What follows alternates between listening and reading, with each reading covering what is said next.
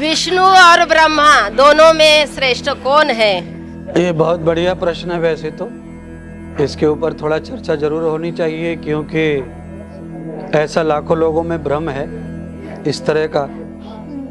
और बहुत सारे लोग जब किसी देवता का प्रमुख भजन या कोई गीत गाते हैं तो उसमें उस देवता की महिमा गाते हैं। इसीलिए ब्रह्मा या शिव या विष्णु, ये तीनों में कौन से देवता श्रेष्ठ हैं, तो मैं आपको ये बताना चाहता हूँ कि ये तीनों ही देवता श्रेष्ठ हैं और इनमें से हम किसी को भी नंबर कम ज़्यादा नहीं दे सकते उनके सम्मान में, क्योंकि खाट के 4 पाए होते हैं और 4 पायों में इंची टेप लगा करके ही पाए बनाए जाते हैं।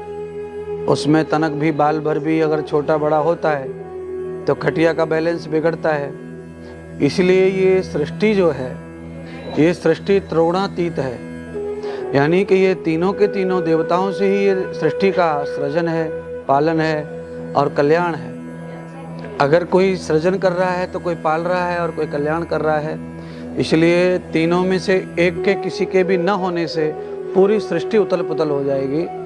इसलिए हम तीनों को श्रेष्ठ मान करके ही उनको वंदन करते हैं। जैसे आप सभी लोग बोलते हैं गुरुर ब्रह्मा गुरुर विष्णु गुरुर देवो महेश, तो ये श्लोक इसी बात का परिचायक है कि ये तीनों देवता ब्रह्म समान हैं और ये तीनों देवता गुरु समान हैं और गुरु इनके समान हैं।